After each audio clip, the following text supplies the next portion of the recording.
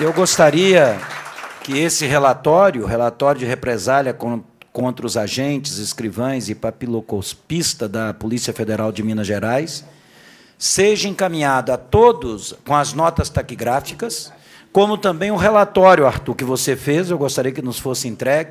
Eu acho que é um documento semana que vem, que realmente esse assédio moral adoece as pessoas, adoece, e é caro para o poder público, né? É um custo enorme para o poder público e é um verdadeiro absurdo, né? E eu te digo mais, como psicólogo, né? Eu acho que esses assediadores também precisam de tratamento, porque são vítima de um círculo que eles foram criados, de uma ideologia que eles foram criados. Então, eu acho que isso deveria ser até uma preocupação do Ministério da Justiça para que realmente encaminhassem para acompanhamento psiquiátrico um delegado que se manifesta dessa forma, como nós vimos de governador Valadares. Então, é bom ter claro que a gente acha que essa ideologia do autoritarismo, ela também adoece, ela também mata. São pessoas que estão na chefia que são doentes, é isso que o Ministério da Justiça tem que ter claro. Daí, quando a sociedade discute abuso, que também existe, eu disse isso no Ministério Público, quando do lançamento da campanha, na segunda-feira, da PEC da impunidade, eu falei, a gente tem que ter claro que também nós temos erro e temos abuso. É o que permite que proposta como a PEC 37 prosperem, por causa do abuso. Então, a gente tem que ter os mecanismos internos de punição. E, no caso desse, fica evidente que a sociedade tem que entender que mentes distorcidas como essa não vão só adoecer, além de já serem doentes, ajuda a adoecer os policiais federais e, com toda certeza, o cidadão e a cidadã que precisa da Polícia Federal. Então, eu acho que nós vamos encaminhar também seu relatório com a nota taquigráfica. Em votação, encaminhamento do relatório do sindicato e o relatório do psicólogo Arthur Lobato, as autoridades já nominadas no requerimento anterior. Em votação, senhores deputados que aprovam, ficam como estão, pode incluir aqui, aprovado. Com a palavra, por 5 minutos, Denilson Martins, presidente do Sindipol, e que essa semana fez uma mobilização para cobrar o encaminhamento para essa casa, e que nós apoiamos, da lei orgânica da Polícia Civil. Eu espero que nós estejamos superando esse capítulo, Denilson, porque o próprio secretário me disse que, dentro de uma semana, 10 dias, essa casa já poderia, se houvesse vontade política, se houver vontade política do governo, receber a proposta da nova lei orgânica. E a gente espera que ela caminhe rápido, nos termos, segundo ele, que foi acordado com os sindicatos e associações, que eu acho que é importante, que ele me traduziu, no momento da mobilização de vocês, essa questão. E parece que sexta-feira vocês já vão ter uma reunião de negociação, e a gente espera que essa reunião seja conclusiva e seja a última, e conte com a Comissão de Direitos Humanos, como sempre vocês contaram, no apoio, que é essa questão da nova lei orgânica. Acho que é a redenção da Polícia Civil em Minas. É fundamental que a gente tenha uma lei orgânica moderna, atual, democrática e que garanta os direitos mínimos que vocês estão reivindicando. Obrigado. Nós é que agradecemos, meu amigo, meu irmão, meu parceiro, Durval Ângelo. Gostaria de saudar a todos, na pessoa de um guerreiro, todos os policiais federais, na pessoa de um guerreiro, uma pessoa que eu aprendi muito com ele, que é o companheiro Renato Deslandes, nosso ex-presidente, diretor jurídico do Simpef, a pessoa que tem um jeito especial de fazer sindicalismo em Minas Gerais. Saudar todas as autoridades, na pessoa do nosso grande parlamentar, deputado Durval Ângelo, uma referência no debate da dignidade da pessoa humana e na dignidade dos servidores públicos em Minas Gerais. Quando a gente ouve, companheiros e companheiras, as mulheres guerreiras da Polícia Federal, como sempre, fazendo a diferença aqui, quando a gente ouve falar dessa palavra, esse termo arcaico, esse termo desgastado, que, na verdade, deveria estar no divã, aqueles que detêm esse termo, delegado, nós não nos assustamos. Somente aqueles que mexem com as papilas, viu? Os papiloscopistas não devem assustar com os delegados, porque vem de há muito tempo uma dicotomia na pessoa de quem exerce esse cargo. Eu tenho um cargo, eu tenho uma função. Aquele que delegou o poder. E aqui no Brasil, pela ausência de marco regulatório, os costumes acabam imperando. E esse uso e costume do patrimonialismo, eu sou o delegado, eu tenho o meu agente, o meu papiloscopista, o meu escrivão, o meu perito, isso acabou E o pior, o meu inquérito, como se fosse dono do inquérito. O meu inquérito.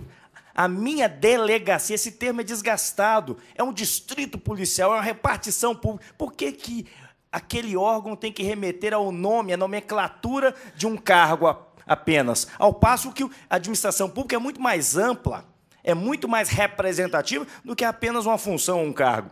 Então, eu acredito que nós começamos bem ao discutir o cerne da questão. O problema da Polícia Federal hoje é a ausência de marco regulatório. Não é possível uma instituição com a envergadura, com o poder, com a pujança que tem e com a importância da sua função, ter as suas atribuições de cargos, Durval, Rodrigues, companheiros deputados, companheiros juristas aqui presentes, ter atribuições de um cargo definido por portaria. Isso aí é a corrupção total do que se diz respeito ao arcabouço jurídico deste Estado. Atribuições de cargos têm que ser definido por lei. Para que isso? Para ter maior estrutura, musculatura, para ter maior eficiência, para que a cabeça de um louco qualquer amanheça um dia e mude a portaria. Quem muda uma portaria? Um delegado, um superintendente. Isso tem que acabar. O povo brasileiro não pode suportar essa instabilidade, essa insegurança jurídica. E outra coisa, já comentei isso com o Renato, eu comentei com o próprio Afonso Ligório e também com o Juvecino Guerra, quando o presidente o eram. A gente já ficando muito tempo no movimento sindical, vai ficando velho. O couro vai endurecendo. Esse termo agente é muito pobre. Nós tiramos isso da Polícia Civil já faz tempo e foi com a ajuda dessa casa aqui que nós tiramos. O cargo ele tem que ter personalidade, ele tem que ter identidade. E essa identidade tem que ser forte, porque agente é qualquer coisa. O agente funerário, o agente de saúde, o agente penitenciário, o agente... Vocês têm que ter uma identidade própria. É o papiloscopista, é o escrivão, é o perito, é o investigador federal, o agente da investigação, ele tem nome. E isso precariza muito a relação. Ainda mais quando as atribuições são feitas por portaria.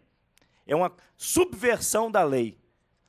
Aí eu reporto aqui para o problema que acaba contaminando o Estado de Minas Gerais e todos os demais estados. Tem uma campanha aí, senhoras e senhores, de valorização apenas de um cargo, de uma estrutura toda, que é a valorização dos delegados. Está escrito lá. Você entra em cada repartição pública, delegado, o primeiro a garantir os seus direitos. Meu Deus do céu. Deus do céu. Povo da terra. Será que ele garante mesmo o direito de todos? E o direito de vocês? Então vamos fechar os parlamentos. Vamos fechar a Cúria, vamos fechar tudo. Fecha o Ministério Público, porque para mim é uma afronta até às atribuições do Ministério Público. Porque para mim, quem é o custos legis, fiscal da aplicação da lei, para mim é outro. Está no artigo 129 da Constituição Federal. É o Ministério Público. Então, quando ele falou o primeiro a garantir os seus direitos, seria o primeiro a ser garantista, para zelar pelo ambiente de trabalho, zelar pela dignidade da pessoa humana, zelar pela garantia da segurança pública, pela investigação criminal com qualidade e não apenas 4%. Então, nós temos que rasgar esse cartaz e construir um outro. Policial federal, policial civil, os primeiros a garantir, pelo menos, a segurança e a incolumidade dos cidadãos. Porque é só disso que nós vivemos. A atribuição é essa. Arcabouço de direitos é muito mais amplo. E, nesse sentido, eu que tive o privilégio, eu acho que é privilégio mesmo, em junho do ano passado, eu estive lá no Ministério Público da União, doutora, e eu tive uma aula de cidadania. Nós estávamos ali para participar de um processo onde nós denunciamos as condições de trabalho do IML, de Belo Horizonte. E eu fui belíssimamente atendido por doutora Luciana Nacur. Aprendi a admirar aquela pessoa. E ela, antes de me atender, me explicou, falou, presidente, nós estamos de greve. greve, direito do trabalhador, direito do cidadão. Eu só vou atender vocês, estou atendendo, porque tinha uma escala, e aqui não podia esperar, porque trata da saúde do trabalhador, então eu estou atendendo em escala mínima, 30%. Cartazes espalhados na fachada externa, faixas, dentro do elevador, eu acho que um dos elevadores mais modernos que eu pude ser transportado em minha vida. Uma estrutura maravilhosa, um ambiente de trabalho limpo, asseado, estruturado, com ventilação, iluminação. Dá prazer trabalhar ali, faz até hora extra de graça. Mas ela falou, não parece sequer com a masmorra dantesca das delegacias da Polícia Civil no estado de Minas Gerais. Mas ela falou, estamos aqui de greve, e eu estou atendendo, eu mesmo digitando, porque o meu companheiro de trabalho está cumprindo o seu horário de greve, eu na escala mínima. Então, se até o custos legis legitima o direito de greve, muito mais nós que somos escravos da lei. Nós somos operadores da lei. Então, acho que a gente tem que mandar, Durval, também as notas taquigráficas para o Ministério Público do Trabalho, porque é lá que vai zelar pela relação de trabalho desses servidores. Porque aqui em Minas, a relação de trabalho dos policiais civis e os administrativos e os auxiliares da necrópole está sendo analisado pelo Ministério Público Federal.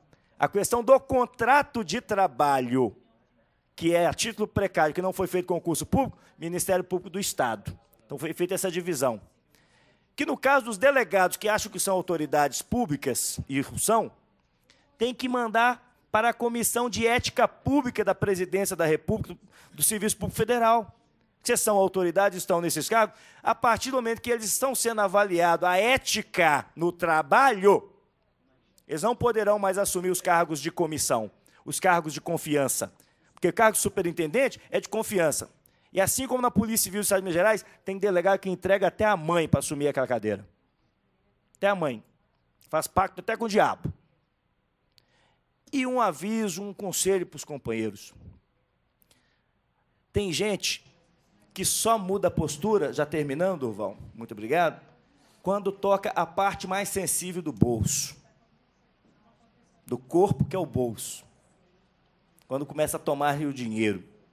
Tem que entrar com ações regressivas contra o assediador, porque a administração pública indeniza na instância civil. Vamos individualizar as condutas, as ações, vamos ser testemunhas uns dos outros e vamos começar a tomar dinheiro de quem assedia vocês. 100 mil, 200 mil, penhorar a casa, penhorar o carro, que ele pensa duas vezes antes de achar que é mais do que vocês. E, finalmente, nós temos que combater o medo de sermos testemunhas para ajudar um colega. Ninguém pode fazer mais mal para você mesmo do que você mesmo quando está com medo.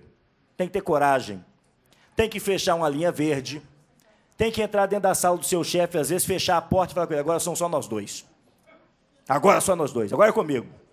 Você anda armado, eu também ando. Eu estou ficando pirado por sua causa, não vou levar essa piração para minha família, vamos resolver aqui agora. Que aí começam a pensar duas vezes. Não quero aqui pregar insubordinação, mas eles são 10% de toda a estrutura da Polícia Federal. Parece que cresceu um pouquinho mais. A Polícia Civil são 10. Tempo, Denilson. E vamos começar a cobrar democraticamente. Nós somos mais. Não podemos aceitar menos. São algumas posturas que eu gostaria de colocar e volto a refrisar. O marco regulatório. Sem uma lei orgânica federal, nós vamos andar e vamos morrer no meio do caminho. Correto. Temos que fazer as pactuações. Essa casa tem muita influência na Câmara Federal, através dos partidos que aqui têm liderança, através da qualidade da musculatura política das lideranças que aqui tem. Vamos construir um projeto alternativo, onde todos possam ser ouvidos. E, da mesma forma que a Polícia Civil, depois de 69, está conseguindo um projeto alternativo, e nós já avançamos muito, tem certas questões que valem mais do que salário. Dignidade da pessoa humana, atribuições do cargo, legitimidade, condições de trabalho, muitas vezes vale mais do que salário. Aqui nós estamos avançando muito, queremos que vocês avancem também. Falo também em nome da UGT, a nossa central sindical, conte conosco, não só aqui no Estado, mas também em Brasília. Um abraço a todos, um beijo no coração e vamos para a luta. Até a vitória sempre. A intervenção do Denilson sobre a privatização do espaço público, eu me lembrei de um fato acontecido há 18 anos atrás, quando nós estávamos com a CPI do sistema carcerário. Exatamente no mês de abril de 76. E que depois, 96, o procurador André Ubaldino abriu a tese de mestrado dele, citando até esse fato. Saiu na imprensa, foi filmado pelas redes TV. Nós recebemos aqui uma denúncia de uma sala de tortura chamada Igrejinha, no DOPS, e que estaria em funcionamento naquela tarde. Nós, os 7 deputados, só eu e o João Leite sabiam para onde nós íamos. João Leite presidia a comissão, era o vice-presidente. Nós saímos daqui para tentar dar um flagrante, né? E, na minha discussão com o delegado, que ele não queria permitir que a gente adentrasse ao DOPS, ele pegou, gritou, e foi gravado na TV essas palavras: aqui é a minha casa, eu não invado a casa de vocês, vocês não invadem a minha. E eu me lembro muito bem da resposta que eu disse: olha, primeiro que isso aqui não é a sua casa. Por vocês acharem que é a casa de vocês, virou casa de mãe Joana. Porque, na realidade, isso aqui é do povo, é espaço público. E o André abre a tese dele de mestrado, o procurador André Ubaldino, coordenador do crime organizado, falando exatamente, citando esse fato, mostrando qual é a consciência nos espaços públicos que algumas pessoas têm, né? Como que isso é uma distorção grande. Isso foi muito bem lembrado. Com a palavra, a última intervenção da mesa, Nívia Mônica Silva, do Ministério Público Estadual, na área de atuação dos direitos humanos, da Coordenadoria dos Direitos Humanos. Boa noite. Boa noite a todos e a todas. Agradeço o convite do deputado Durval Ângelo, que nos foi formulado ontem. Eu vim mais para ouvir, conhecer as demandas, né? Claro que a gente tem algumas pontuações aqui que nós pretendemos fazer, mas vou ser breve, porque bom, enfim, inicialmente é curioso a gente observar que tudo que um país democrático sempre quer, né, eu acho que todo cidadão quer, é uma polícia, são policiais bem treinados, policiais capacitados, policiais com um alto nível cultural até. Eu acho que esse é o sonho, né, de todo país que quer ser uma democracia, na realidade. E a Polícia Federal caminha nesse nível, para esse nível de excelência. Agora, a consequência disso é justamente o dever de se respeitar a dignidade desses profissionais. Quanto mais capacitados, qualificados os profissionais são, mais, e ainda bem, eles têm consciência dos próprios direitos, né? E o que já foi falado aqui é algo que a gente repete sempre.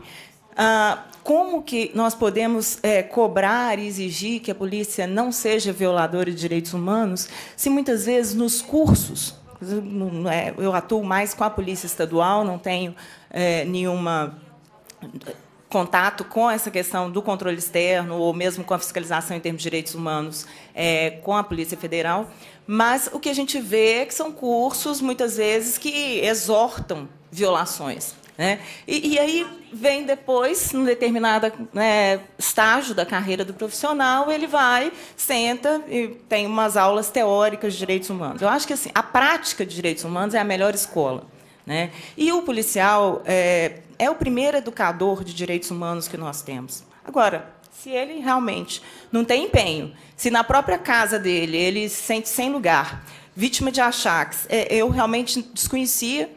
Eu recebi o relatório, quer dizer, tive a possibilidade de ler, e realmente são questões que merecem um tratamento assim, bem diferenciado, para que a gente não ponha a perder esse capital humano que hoje é referência para todos nós, que é a Polícia Federal. Né? Eu acho que vejo nas polícias estaduais muito as portarias interministeriais, enfim, as polícias estaduais tentam também, e têm conseguido, ao mesmo movimento que a gente verifica entre os policiais federais, nós verificamos também entre os policiais militares, cada vez mais bem formados, enfim, e isso é o que se pretende, né? Só que o outro lado disso é o dever cada vez mais exigido de o Estado, de o poder público e de a chefia respeitar esse profissional com a autonomia que ele detém justamente por ter essa noção destacada e bem construída da realidade que o cerca e do contexto constitucional do qual ele faz parte, né? Eu não consegui ter tentei algumas informações mais precisas para adiantar aos senhores. A única notícia que eu tenho, eu imagino que os senhores saibam, é que o Ministério Público Federal, na área do controle externo, instaurou já um procedimento para apurar. Eu tenho mais contato com a procuradora que atua na área de direitos humanos, mas ela me forneceu essa informação de que já há um procedimento. Atendendo aqui a solicitação que nos foi feita, nós, mais uma vez, levaremos ao conhecimento do Procurador da República que estiver com essa atribuição do que foi falado aqui. Enfim, só uma questão que eu gostaria muito de destacar. No dia 21 de dezembro do ano passado, foi a ministra da Secretaria Nacional de Direitos Humanos, fez publicar uma resolução número 8. Na verdade, ela foi muito baseada na experiência do Rio e São Paulo, da questão das violações de direitos humanos, muitas vezes praticadas nos confrontos policiais. Mas tem duas questões, deputado, que nós temos que tem muita relação com o debate que aqui se instala. Primeiro, é a preocupação com a saúde, com a rigidez mental desses profissionais que, eventualmente, se envolvem em confronto, né? Qual seria o planejamento até foi falado pelo psicólogo, pelo Arthur Lobato, essa questão. Isso é urgente, porque estar em contato e fazer uso do poder de polícia, seja nas investigações, seja nos confrontos esperados ou não, é algo que realmente exige muito do cidadão. E é algo que nós temos tentado trabalhar muito com a Polícia Militar aqui. O nível de suicídio também não é baixo, né? Nós temos tem uma comissão que avalia essa letalidade, então, tanto a letalidade praticada quanto a sofrida. Inclusive, Minas tem uma exceção, né? Eu e a doutora Nívia fazemos parte do colegiado das corregedorias. Eu, desde a primeira reunião do colegiado, há 12 anos atrás, sou designado todo ano pela Assembleia fazer parte. E a Minas, há 3 anos atrás, começou a colocar, no caso de letalidade, caso de suicídio de policiais, agente penitenciário e bombeiro. O crescimento está assustando. Então, isso é bom ter claro, que é um alerta até para você não cair numa situação dessa na Polícia Federal. Tem crescido e muito. E sem contar atentados dentro da própria família. Exatamente. Com agente penitenciário que acaba matando familiares. São tragédias que são esquecidas com muita rapidez, mas algumas estão bem recentes em nossas cabeças, tá? Exatamente. E a nossa curiosidade, esse trabalho está sendo feito, essa pesquisa, esses números de suicídios, de saber a história profissional desses policiais, porque realmente, tanto o nível de estresse externo no exercício da atividade, se somado ainda a algum fator de estresse, de achaque ou mesmo de assédio interno, então essa avaliação foi solicitada a sedes e, paralelamente, nós também estamos analisando um por um das ocorrências desses casos para realmente identificar como cuidar, porque se nós queremos uma polícia que proteja, o profissional tem que ser bem cuidado. E esse olhar ele está muito claro, inclusive, se a gente quer, por exemplo, evitar tortura, né, punir maus tratos, tratamentos humanos, desumanos e degradantes, por exemplo, no interior de presídios, de unidades prisionais, há que se cuidar também desse agente que está ali submetido, muitas vezes, a muitas pressões, enfim. Então, é uma vertente interessante e eu acho muito importante que a polícia, os policiais, reivindiquem seus direitos, e tem esse nome, direitos humanos, né? Porque a gente, às vezes, sofre, né, deputado, uma retaliação também, porque lá vem o pessoal de direitos humanos. Porque a gente cobra dos policiais o relacionamento. Agora, exatamente, é um preconceito, porque a mesma polícia, o mesmo Ministério Público que, eventualmente, fiscaliza um abuso da polícia em relação ao cidadão, é também o mesmo Ministério Público que está, por exemplo, verificando a pauta de um curso que, por exemplo, na Polícia de Minas Gerais, a partir de uma denúncia de um policial. Então, não há esse confronto cidadão-policial. O policial é o cidadão que a lei visa proteger, como todos nós somos, né? Eu acho muito importante isso. Bom, por fim, é importante, achei bem importante o que o Denilson falou em relação às ações individuais, às indenizações. Eu acho que há um trabalho educativo, lento, moroso, mas acho que colocar essas questões pelo bolso para algumas pessoas dói mais. E eu acho que até a participação do processo, o esclarecimento da verdade, essas questões fazem com que as pessoas amadureçam e realmente saiam desse paradigma patrimonialista, que, na verdade, é um atentado contra a República, mas, infelizmente, em todas as esferas, nós nos deparamos com atitudes dessa natureza, e isso é um processo de amadurecimento, do qual todos fazemos parte e acredito que essas ações podem contribuir para isso. Afora, avaliar, algumas coisas me chamaram a atenção, por exemplo, você ter um profissional muito qualificado numa determinada área e, de repente, transferi-lo para uma outra área para a qual ele não tem nenhuma qualificação e não tem o menor trato, nunca não tem nenhuma relação com aquela área.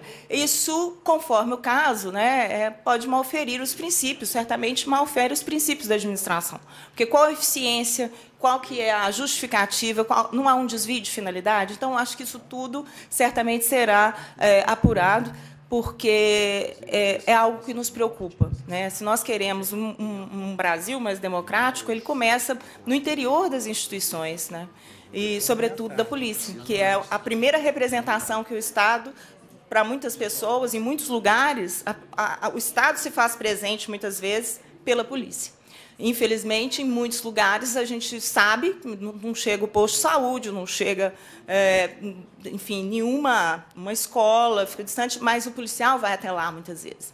Então, se esse policial não puder ser um replicador da educação em direitos humanos, realmente nós não vamos para frente. Então, a gente, respondendo aí a questão que foi colocada pelo deputado, nós encaminharemos essa questão no que for atribuição do Ministério Público Estadual, mas certamente a maior parte vai ser pleiteada na Justiça Federal. Muito que nós podemos contribuir, eventualmente, para alguma questão. Só mais uma outra questão, deputado, que essa resolução aborda também, é uma resolução do Conselho de Direitos da Pessoa Humana, Conselho de Defesa dos Direitos da Pessoa Humana, presidida pela ministra Maria do Rosário. É essa questão da autonomia dos institutos de criminalística. E eu acho que, no nível estadual, Minas Gerais, nós temos que levantar essa bandeira, porque é muito complicado, às vezes, a apuração de determinados tipos de crime, e isso compromete totalmente a credibilidade que nós, sistema de justiça e sistema de segurança, poderíamos angariar com o cidadão. Então, eu concito aqui a que nós reforcemos esse movimento para que nós tenhamos uma polícia técnica, uma central de perícias, enfim, um instituto de criminalística, que seja realmente independente. Isso é uma recomendação aos estados que consta dessa resolução. Então, agora Sim. Nós temos mais um instrumento, uma ferramenta para trabalhar. Eu agradeço a atenção de todos e desejo uma boa noite.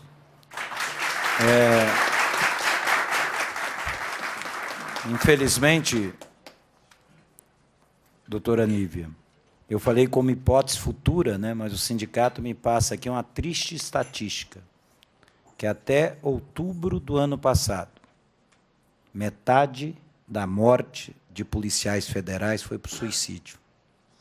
Metade da morte de policiais federais é a estatística até outubro do ano passado. Quer dizer, isso eu falei como uma hipótese futura, numa situação dessa de assédio moral e de constrangimento. Lamentável uma situação dessa.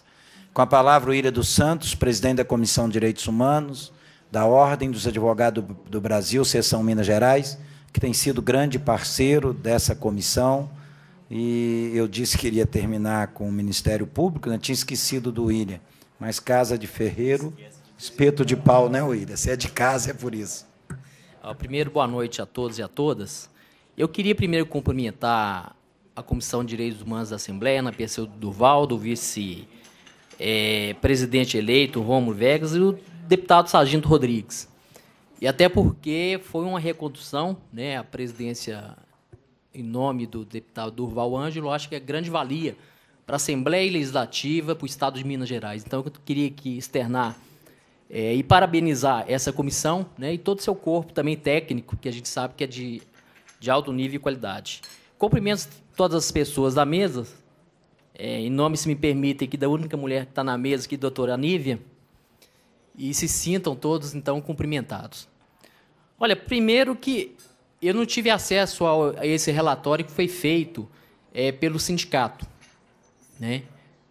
Mas eu me confesso que estou surpreso. Surpreso porque aquilo que foi relatado aqui pelas pessoas, particularmente pelos membros, pelo presidente do sindicato e do assessor do sindicato, são coisas que a gente achava que, né, se não fosse a época, achava que era coisa do passado, principalmente na época do regime militar. Então, acho que a gente sabe que tem muita coisa que a população de Minas Gerais tem que saber. Eu acho que esse sangramento aqui público, e aí eu vou ser ousado em falar da Polícia Federal, ela vai assustar e assusta a todos aqueles que estão assistindo. Isso por quê? Porque, na verdade, a Polícia Federal, sem nenhum desmérito da Polícia Civil, viu, Denilson? E muito menos da Polícia Militar, Sargento Rodrigues, ela é considerada, né, pela credibilidade que tem, um patrimônio que é nacional. Mas, ao mesmo tempo, a gente vê a situação de caos interno que tem com relação a essa questão, para mim, que é uma tortura psicológica. E a gente fica assustado porque esse tipo de coisa, esse tipo de relação, né, e até porque foi no ano passado a mudança que teve entre o doutor Duran e o atual, que eu tive, né, a oportunidade de conhecer, o doutor Sérgio, ela aconteceu nas dependências da OAB. Né, teve um coquetelzinho, a gente já conhecia o doutor Duran, né, por questões ligadas a direitos humanos, que nós procuramos ele, e depois conhecemos o doutor Sérgio. Então, isso aqui nos assusta.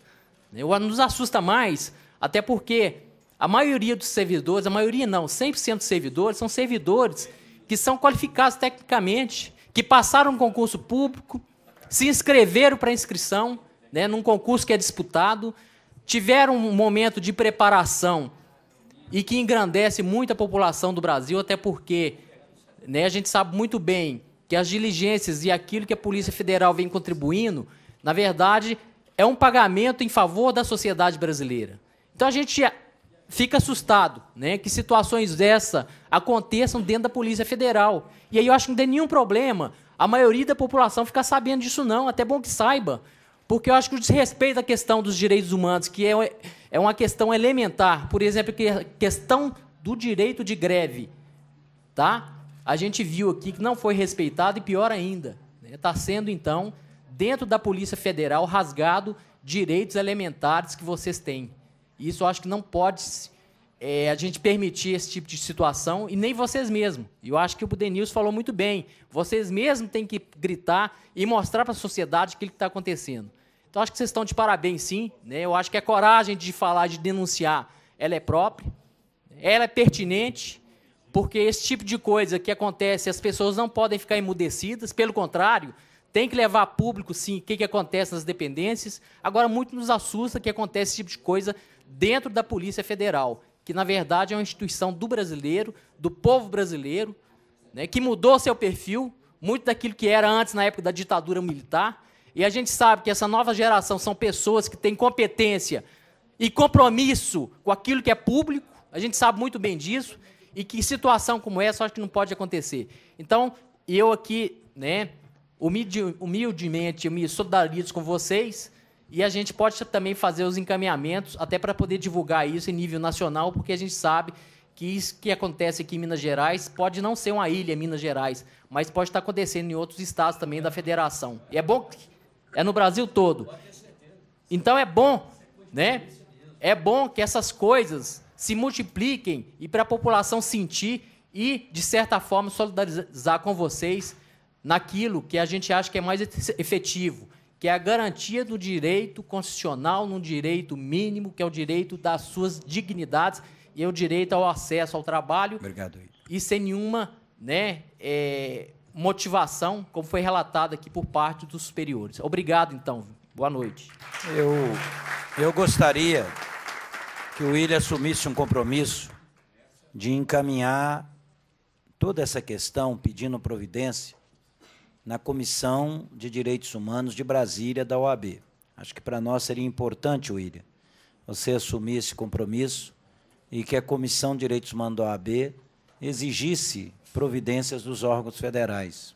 Então, logo recebemos esse material, nós enviaremos, além de entrar em contato diretamente, né, que é muito mais ágil.